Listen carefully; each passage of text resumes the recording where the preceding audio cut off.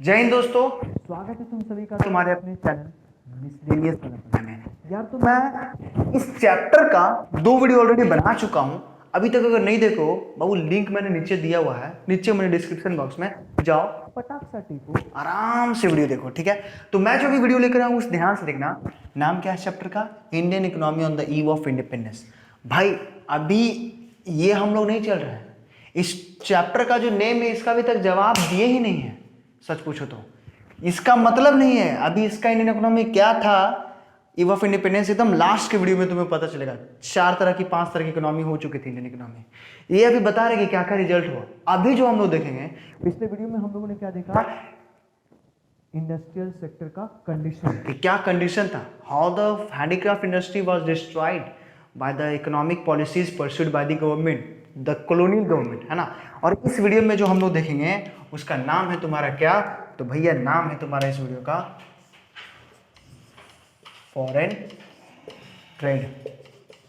ये मेन होता है फॉरेन ट्रेड। अब ध्यान से सुनना, ये फॉरेन ट्रेड क्या हुआ, कहने का मतलब कि फॉरेन ट्रेड में जो हम लोग देखेंगे वो यहां से मेन टॉपिक ये है, India's foreign trade, India's foreign trade under colonial rule, under colonial rule. Bharat का जो फॉरेन ट्रेड था वो कॉलोनियल रूल के अंडर में कैसा था, है ना। India's foreign trade under colonial, यानी स्टेट ऑफ India's foreign trade under colonial rule, है ना, क्या था। तो पहले सुनो, इस फॉरेन ट्रेड को जानने से पहले हम लोग को ये जानना जरूरी कि फॉरेन ट्रेड का मतलब क्या होता है। इंडियाज फॉरेन ट्रेड को जानने से पहले हम लोगों को फॉरेन ट्रेड का डेफिनेशन देखो, 9th क्लास के एनसीईआरटी में इसका बहुत ही अच्छा डेफिनेशन दिया हुआ है। फॉरेन ट्रेड कहने का मतलब हिंदी में अगर देखो इसको तो क्या बोलेंगे, विदेश व्यापार या विदेशी व्यापार। होता क्या है भाई, सिंपली ये क्या करता है कि डोमेस्टिक मार्केट के लिए ये एक अपॉर्चुनिटी प्रोड्यूस करता है, एक अपॉर्चुनिटी, एक चांस देता है कि भैया आपको चांस है कि आप अपना प्रोडक्ट, आप अपना मार्केट, आप अपना माल दूसरे देश में क्या करें, सप्लाई करें, दूसरे देश में आप जाकर क्या करें, व्यापार करें और मुनाफा कमाइए। और साथ ही साथ ये फॉरेन ट्रेड ही एक ऐसा अपॉर्चुनिटी होता है जिसमें इंडियन लोकल प्रोड्यूसर जो है, इंडियन लोकल कंपनी जो है वो एक एमएनसी कंपनी बनती है, means multinational corporation company, multinational corporation company. तो खैर हम लोग फॉरेन ट्रेड पर आते हैं। फॉरेन ट्रेड का मतलब मैंने क्या बोला, फॉरेन ट्रेड कहने का मतलब क्या होता है, simply soon low, it creates, थोड़ा छोटा लिखूंगा, it creates an opportunity, it creates an opportunity for local producer, for local producer to reach beyond the domestic market। ये जो है वो अपॉर्चुनिटी प्रोड्यूस करता है, क्रिएट करता है, किसके लिए, तो लोकल प्रोड्यूसर्स के लिए। क्यों भाई, तो reach beyond the domestic markets. Domestic markets के मतलब क्या, आगे बढ़िए आप घरेलू। डोमेस्टिक मार्केट का मतलब, मैं अगर मान लो कि इंडिया का मतलब कंपनी हूँ और मैं इंडिया में प्रोडक्ट सप्लाई कर रहा हूँ, तो मैं, ये मेरे लिए इंडिया क्या है, डोमेस्टिक मार्केट है। कहने का मतलब कि ये क्या पता करती है, it creates an opportunity for local producers to reach beyond the domestic market so that the local producer can sell their product in international market and they could also compete there, है ना। तो ये बात होता है तुम्हारा क्या, foreign trade का। अब आते हैं इंडिया फॉरेन ट्रेड का क्या स्टेट क्या था, क्या इसका मतलब स्थिति क्या था। तो भैया इसका 3 स्थिति था। कितना स्थिति था, 3। देखो एक डायलॉग हमेशा रिपीट हो रहा है, बार बार रिपीट हो रहा है, जिसमें जो सबसे पहला बात है वो ये है, ध्यान से देखना, पहला जो है वो ये है कि इंडिया क्या था, exporter of primary products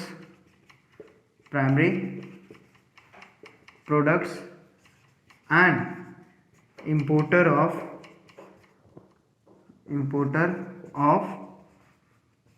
finished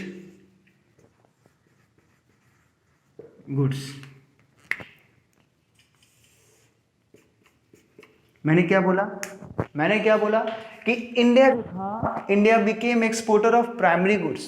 India क्या बन गया, प्राइमरी गुड्स का एक्सपोर्टर बन गया। ये इंडिया की बात चलिए, India became exporter of primary goods and it was the main centre, यानी India was the main centre for the British industries of finished goods, है ना। कहने का मतलब प्राइमरी गुड्स में क्या क्या आएगा भाई, प्राइमरी गुड्स में क्या क्या आएगा, कॉटन, सिल्क, है ना, raw cotton, raw material, primary products में raw material, raw cotton, silk, jute etcetera. और फिनिश्ड गुड्स में क्या आ जाएगा, वही कर दो, कॉटन क्लॉथ, सिल्क क्लॉथ, ये सब हो जाए क्या तुम्हारा इम्पोर्ट, ये फिनिश्ड गुड्स में। तो इंडिया जो था वो मेन एक्सपोर्टर इंपोर्टर बन चुका था। दूसरा रीजन समझना, अब तुम सोचो कि ये ऐसा हुआ, तो इसका तो मैंने बताया था थोड़ा पिछले वाले वीडियो में फॉरेन ट्रेड में, कि इसके कारण क्या हुआ था कि decline of industry, handicraft industry हुआ, और जो आर्टिसियंस थे वो अनएम्प्लॉयड हो गए, और उनको क्या करना पड़ा, एग्रीकल्चर एक्टिविटी में जाना पड़ा, जो गांव में भी भीड़ बढ़ा दिया था, ठीक है। तो अब देखो इसमें दूसरा में क्या हुआ, दूसरा में भैया ये दूसरा में क्या हुआ, monopoly control of British, monopoly control of British, ये सबसे मेन होता है। अब ध्यान सुनना, इसमें दो रीजन देखने को मिलता है, मैं इसको थोड़ा सा इसको रेज कर रहा हूँ, इसको देख लियो तो ठीक है। अब इसमें समझना, इसमें दो रीजन देखने को क्या मिलता है, मोनोपोली कंट्रोल क्या था वो समझना। देखो सबसे पहले जो ब्रिटिशर्स थे, दे maintain the monopoly control over the India's export and imports, Bharat के एक्सपोर्ट और इंपोर्ट पर दोनों पर ब्रिटेन ने मोनोपोली कंट्रोल किया हुआ था, यानी एकाधिकार। कहने का मतलब कि जो भी एक्सपोर्ट होगा, जो भी इंपोर्ट होगा, वो ब्रिटेन के साथ होगा, है ना। और मैंने बताया था कि heavy duty was imposed by the Britishers, है ना, to reduce the India's export with other countries, इसलिए। तो इसमें मेनली क्या हुआ कि जो मोनोपोली कंट्रोल ऑफ ब्रिटिश थे, इसका मेनली समझना क्या होता है, ध्यान से, क्या हुआ कि half of India's foreign trade, half of India's foreign trade was restricted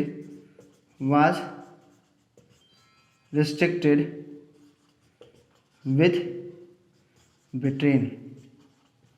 लगभग आधी इंडियाज फॉरेन ट्रेड था, उसको रेस्ट्रिक्ट कर दिया गया ब्रिटेन के जरिए, है ना। और साथ ही साथ अदर्स को, मतलब चाइना, श्रीलंका, है ना, और पर्शिया, मतलब ईरान, ये सबको मतलब लॉ किया था। ये क्या था तुम्हारा, मतलब आधा भारत के मतलब जो विदेशी व्यापार था उसको पर क्या लगा दिया था, रोक लगा दिया था। दूसरा जो सबसे मेन इंपॉर्टेंट पार्ट होता है, यहाँ पर एक बहुत ही अच्छा नाम आता है, वो होता है स्यूज कैनल। अब ये स्यूज कैनल कहने का मतलब opening of Suez canal, opening of Suez canal कब, 1861 में मेरे ख्याल से अप्रॉक्स, है ना। ये क्या था वो सुनना, it was the direct route, direct sea route from England to India, यानी ब्रिटेन टू इंडिया, एक डायरेक्ट सी रूट था तुम्हारा स्यूज कैनाल। जो मेनली क्या किया वो समझना कि ये जो मेनली था, मतलब ये क्या था कि it reduced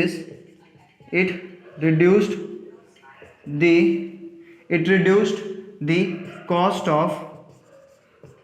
of transportation of goods, है ना। ये सिंपली क्या किया कि जो भारत से जो गुड्स जाता था या ब्रिटेन से जो गुड्स आता था समुद्र के जरिए, इस स्यूज कैनाल की मदद से क्या हुआ कि जो डायरेक्ट रूट बन रहा था वहां पर इसके कॉस्ट को क्या कर दिया, वो रिड्यूस कर दिया, जो ट्रांसपोर्टेशन चार्ज लग रहा था उसको। तो ये हो गया मोनोपोली कंट्रोल, यानी एकाधिकार। मोनोपोली का नाम ही मतलब होता है, मतलब सिर्फ और सिर्फ जो थे वो ब्रिटिश ही करेंगे क्या, तुम्हारे व्यापार। ये तीसरा जो है वो थोड़ा सा मेन होता है, इसमें क्या था, ड्रेन वेल्थ ऑफ इंडिया। कहने का मतलब सिंपली कि ये जो थे, मतलब क्या कि इंडिया के वेल्थ को ड्रेन, मतलब खत्म किया। कैसे खत्म किया, तो अब सुनो, देखो यहाँ से दो चीज, एक इंडिया ले लो और एक ब्रिटेन ले लो। अब इंडिया से क्या हो रहा है, एक्सपोर्ट हो रहा है, इंडिया से क्या हो रहा है, एक्सपोर्ट हो रहा है ब्रिटेन में, और ब्रिटेन से क्या हो रहा है, इंपोर्ट हो रहा है इंडिया में।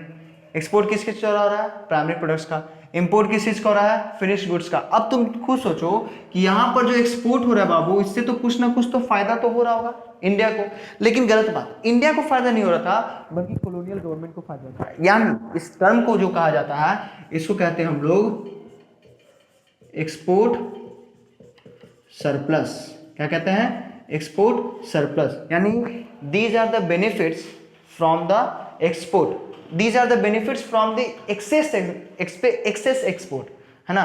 ये बेनिफिट्स होते हैं जो तुम्हारे, मतलब these are the benefits accrued by the excess exports, है ना। एक्सेस, जब ज़्यादा से ज़्यादा व्यापार होता है, ज़्यादा से ज़्यादा एक्सपोर्ट होता है, तो उससे एक्सपोर्ट सरप्लस पैदा होता है। तो यही एक्सपोर्ट सरप्लस जो था वो ब्रिटिशर्स के द्वारा क्या यूज़ किया गया? क्या ये इंडियन इकोनॉमी में, मतलब क्या ये इंडिया के डेवलपमेंट में कुछ लगा है? नहीं, कुछ भी नहीं। यहाँ तो हैंडीक्राफ्ट इंडस्ट्री को बर्बाद कर चुके थे, है ना। मतलब एग्रीकल्चर वर्कर्स, कल्टिवेटर्स, पीजेंट्स, किसी के लिए कुछ भी नहीं किया। मतलब nobody was benefited from the export surplus that was accrued due to the excess exports from India to Britain, है ना, इस तरह से। खैर, तो इसमें देखना कि इंडिया ने एक्सपोर्ट सरप्लस जो था, इसमें क्या हुआ? तीन चीज। सबसे पहला जो हुआ, to make the payments of, मतलब यहाँ पर जो पेमेंट होता है, मैं सिंपली शॉर्ट में बताता हूँ, जो ब्रिटिश ऑफिशियल्स थे ना बाबू, जो ब्रिटिश ऑफिशियल्स थे, उनका जो खर्चा होता था उसका पेमेंट इसी एक्सपोर्ट सरप्लस है।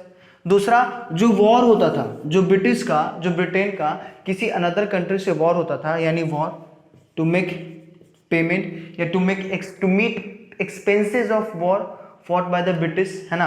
ब्रिटिशर्स के द्वारा जो मतलब वॉर लड़े जाते थे, चाहे वो फर्स्ट वर्ल्ड वॉर हो, सेकेंड वर्ल्ड वॉर हो, है ना, या फिर और भी कोई मतलब वॉर हो रहा हो, है ना, वो सब तुम्हारा किसके मतलब जो खर्चा होता था वो किसके जरिए भरा जाता था? एक्सपोर्ट सरप्लस के द्वारा। तीसरा, इंडिविजुअल आइटम्स होता था, उस पर ये खर्चा होता था, ठीक है। तो ये इंडियाज फॉरेन ट्रेड हुआ। अब जो हम लोग देखेंगे वो देखेंगे कि डेमोग्राफिक कंडीशन क्या था इंडिया का अंडर कॉलोनियल रूल। तो चलो हम लोग इसको पहले लिख लो, मैं उस पर आता हूं। तो चलो, अब जो हम लोग देखेंगे वो सबसे मेन बात है क्या? Demographic condition of India. अब ध्यान से मैं एक बात बताता हूं कि ये डेमोग्राफिक कंडीशन कहने का मतलब क्या होता है। देखो, कहा जाता है क्या कि जो सबसे पहला, ध्यान से, India's first official census was conducted in 1881। 1881 में सबसे पहली बार भारत का ऑफिशियल मतलब सेंसस कंडक्ट हुआ था। ये कंडक्ट किन के द्वारा होता? उस टाइम के जो वायसराय थे, लॉर्ड मॉय, आई थिंक वही थे, ठीक है, लॉर्ड मॉय करके थे उस टाइम के। मतलब स्पेलिंग में थोड़ा सा मिस्टेक हुआ, मैं इसको अगले क्लास में बता दूंगा। अरे तो रुको, मैं बताता हूँ। इसको पॉज करिए तो सर, पॉज करिए, जल्दी पॉज करिए। तो चलो, अब जो हम लोग मेनली देखेंगे, एक मिनट,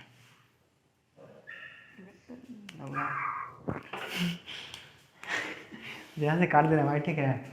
चलो, तो देखो, अब जो हम लोग मेनली देखेंगे वो क्या है? Demographic condition of India. Mainly demographic condition होता क्या है मैं ये बताता हूँ। सिंपली देखो, ये जो डेमोग्राफिक कंडीशन है ये क्या करता है बापू? ये डेमोग्राफिक कंडीशन को क्या कहेंगे बापू? क्या कहेंगे? सिंपली कि ये जो है इंडिया का जो बैकवर्ड इकोनॉमी था, या जो स्टैग्नेशन ऑफ इंडियन इकोनॉमी था, कहने का मतलब इंडिया की इकोनॉमी स्थिर क्यों गई थी, रुक क्यों गई थी, उसका विकास क्यों रुक गया था, इंडिया की इकोनॉमी पिछड़ी क्यों थी, है ना, ये सारे रीजन को कौन बताता तुम्हारा? Demographic condition of India. It means we can say easily that it exhibits या it exhibited all features of stagnation and backward of Indian economy. कौन? Demographic condition of India. तो ये होता क्या? सुनो ध्यान से। हम लोग जानते हैं कि जो पॉपुलेशन का जो आंकड़ा है हर 10 साल पे लिया जाता है, यानी हर 10 साल पे मेजर होता है। तो ठीक इसी तरह जो फर्स्ट ऑफिशियल सेंसस था, फर्स्ट इंडियाज ऑफिशियल सेंसस, जो पॉपुलेशन का ऑफिशियल सेंसस था वो तुम्हारा कब हुआ था? 1881 में। कब हुआ था? 1881 में। किन के द्वारा हुआ था? उस टाइम के वायसराय लॉर्ड मॉय के द्वारा। किनके द्वारा? लॉर्ड मॉय के द्वारा सबसे पहली बार, यानी the first India's official census was conducted in 1881 by the viceroy of India Lord Mayo, है ना। तो ये जो था वो तुम्हारा क्या दिखा है? Demographic condition of India. अब ये था क्या डेमोग्राफिक कंडीशन ऑफ इंडिया? वो ध्यान से सुनना, मैं इसको थोड़ा सा साइड से करके लिख रहा हूँ। सबसे पहला जो मेन रीजन था वो तुम्हारा क्या था? वो जो सबसे पहला मेन रीजन था वो था तुम्हारा high birth rate, high birth rate and death rate.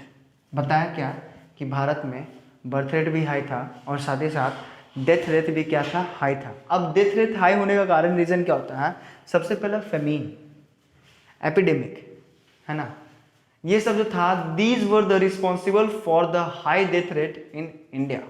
कौन तुम्हारा, high birth rate and death rate, famine, stagnation, है ना, इन एग्रीकल्चर, ये सब सारे मतलब एक तरह से मतलब मेजर हो जाते हैं। दूसरा जो पॉइंट है, दूसरा हम लोग क्या बोल सकते हैं, extreme low level of literacy.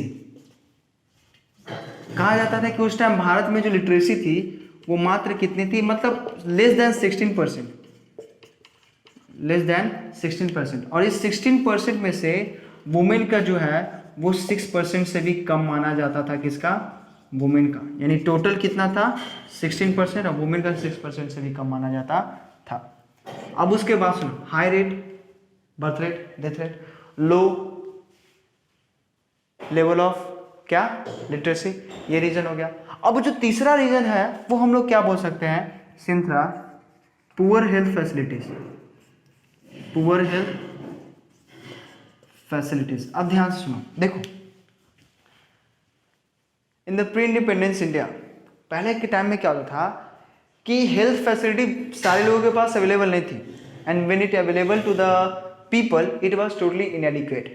था भी तो मतलब पर्याप्त नहीं था, अपर्याप्त था पूरी तरह से, मतलब अच्छे हेल्थ फैसिलिटी नहीं थी, और अच्छे हेल्थ फैसिलिटी नहीं होने के कारण माल न्यूट्रिशन था, है ना। लोगों में क्या था कि मतलब सही से वो अपना न्यूट्रिशन भी नहीं ले पाते थे, ठीक है। Lack of access of safe drinking water, और फिर तुम उसे बोल सकते हो सैनिटेशन, ये रीजन था, ठीक है। ये सब मेन रीजन होता है पुअर हेल्थ फैसिलिटीज में। दूसरा हम लोग क्या बोल सकते हैं वो समझो, दूसरा हम लोग बोल सकते हैं high infant mortality rate, high infant mortality rate. अब तुम लोग के दिमाग में ये क्वेश्चन आता होगा कि ये इन्फेंट मोर्टेलिटी रेट है क्या। देखो ध्यान से, मैं शॉर्टकट में बताता हूँ। इन्फेंट मोर्टेलिटी रेट क्या होता है, एक साल में जितना भी बच्चा का जन्म होता है, यानी लगभग 1000 के पॉपुलेशन पे लेते हैं, यानी 1000 पर चिल्ड्रेन, 1000 पर चिल्ड्रेन, मतलब पर birth children in a year, 1000 birth children, है ना, बर्थ चिल्ड्रेन इन ईयर। एक साल में 1000 बच्चों पर, जितना बच्चा जन्म लेते 1000, उस पर तुम्हारा जो है वो मतलब जितना मतलब बिलो 1 ईयर जो डेथ करते हैं, है ना। कहने का मतलब when the number of children infant, है ना, या फिर when the number of children is dying below the age of 1 year by the 1000, मतलब 1000 से बाहर डिवाइड करोगे तो यहाँ से जो निकलता है वो तुम्हारा होता है क्या, इन्फेंट मोर्टेलिटी रेट। क्या निकलता है, इन्फेंट मोर्टेलिटी इंटू 100 कर दोगे, इन्फेंट मोर्टेलिटी रेट। ये बहुत ज़्यादा कहा जाता है कि उस टाइम लगभग तुम्हारा 288 के आसपास था, जो 2011-12 के सेंसस के अकॉर्डिंग में 48 इन्फेंट मोर्टेलिटी रेट से बच्चे मरते हैं, लेकिन पहले वो कितना था, 288 के अप्रॉक्स। तो ये सब जो है वो डेमोग्राफिक कंडीशन ऑफ इंडिया था, जो बहुत ही ज़्यादा मतलब क्या था, एक तरह से तुम्हारा रेस्पॉन्सिबल था लो इन्फेंट मोर्टेलिटी रेट के कारण, हाई इन्फेंट मोर्टेलिटी रेट के कारण भी, ठीक है। तो ये सब मतलब मेन रीजन हो जाता है। तो आज तक के लिए मैं इतना ही वीडियो रखता हूँ, बाकी फिर यार धीरे धीरे देखते हैं क्या होता है। तब तक के लिए जय हिंद जय भारत, मिलते हैं अगले क्लास में, धन्यवाद। गलत हुआ है क्या?